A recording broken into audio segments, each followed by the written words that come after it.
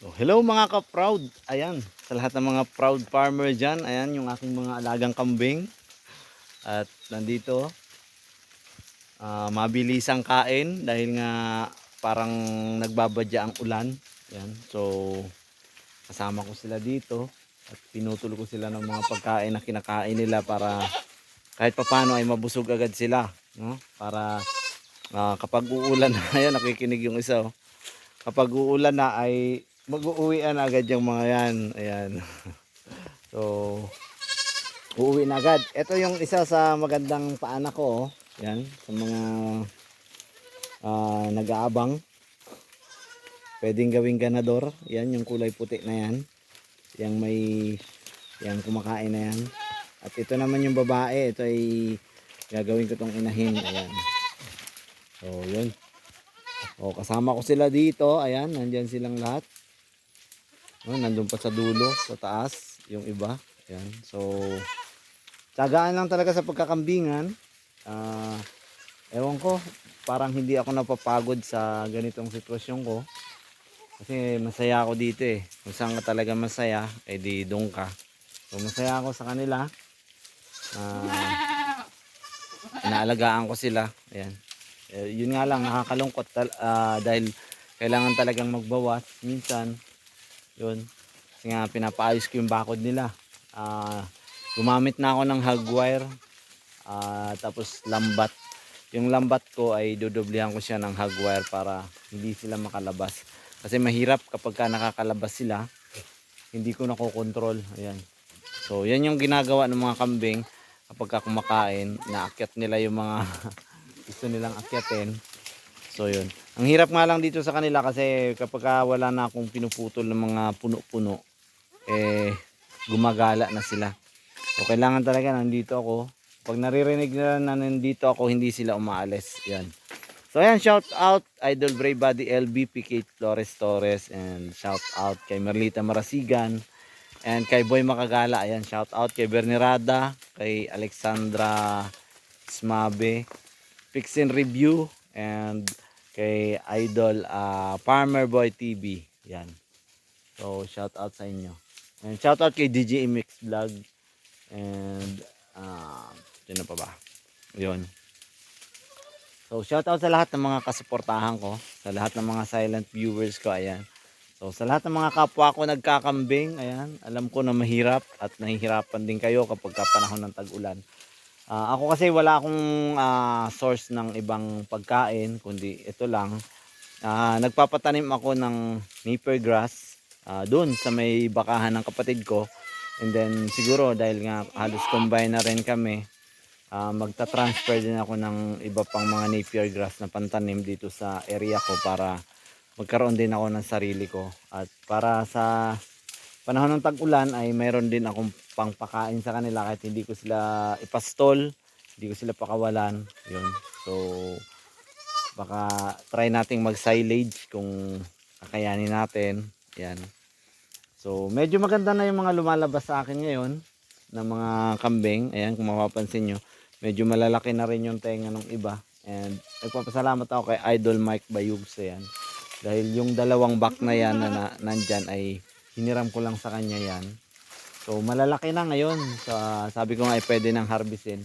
Kaya lang nanghihinayang naman siya. Kasi nga, pwede ko pa siyang gamitin. Yun, sabi nga niya palitan ko na lang ng inahin, kaya lang hindi kami nagkausap nung kanyang caretaker, no, dun sa kanyang kambingan. Kaya yun, nandito pa rin at hindi ko pa rin na hindi ko pa rin napapalitan. Ayan, kasama ko rin yung dalawa kong aso. Ayan, no, yung mababait kong mga aso, lagi yung kasama sa akin. Kaya yun. Yan, kasama ko lagi yan, yung mga aso na yan. Ayan. Ito, yan, pwede rin gawing inahin. Maganda rin yan. Ito, mga lalaki to. So, mga pupurgahin, kailangan ko magpurga, kailangan ko mag-deworm, kaya lang hindi ako makapag-deworm kasi ako ay may marami pa akong ginagawa. So, dapat nga, bago magtag-ulan, ay nakapag-deworm na tayo para ready na yung kanilang katawan ulit na kumain ng larva. Yun. So, yun. Ito, tiyaga lang talaga sa ganitong sistema ko. Pero Actually, ang pinaplano ko talaga ay magkaroon ng kahit na at least 4 na paddocks doon sa akin. No? Lagyan ko ng division yung aking pastulan para pwede ko silang ilipat-lipat. Pwedeng palaguin muna yung isang area bago papasukan sa kanila. Yun. Kasi mahirap talaga kapag nauubusan ng pagkain. No? At yun nga, gumagala din sila. Kaya yun. So, ito ay ready na naman tong magsigala kasi nga wala na akong naputol na na kakainin nila at magpuputol ulit ako. Yun. Yun. Oops. So, mahirap yung ganitong ginagawa ko pero dahil nga sabi ko masaya ako dito. So, yun. Kaya nagtutuloy-tuloy pa rin ako na gawin yung ganito. Yan, yung ganitong sistema.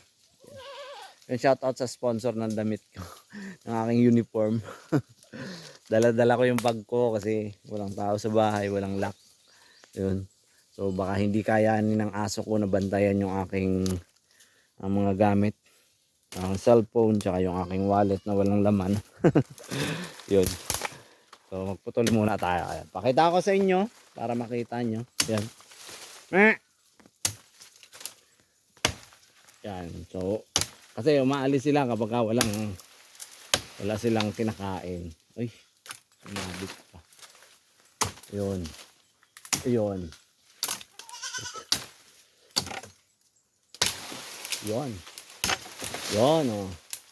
O, dito na.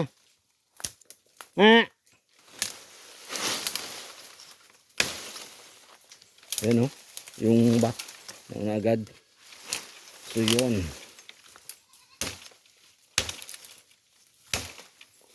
Ang hinahanap talaga nila ay bunga ng Gemmelina. Kaya, yun, yung iba ay gumagala na sila para makapaghanap ng bunga ng Gemmelina. Dahil alam na alam nila kung saan may Gemmelina. Yun. May bagin pala yun.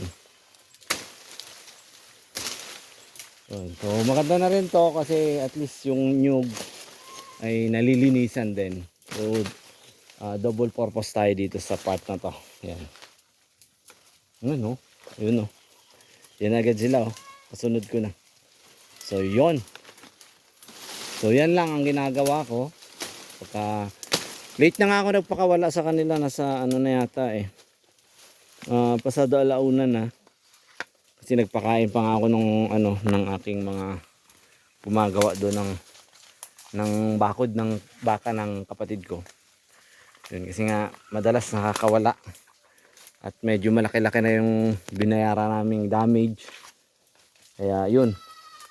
Talagang focus muna ako doon. Dahil walang ibang mapapakisuyuan. Ayun. Tumawid na yung iba. Ayan, so yan yung mga kinakain niya ng kambing. Ayan. Kinakain nila yan. Oh, dahil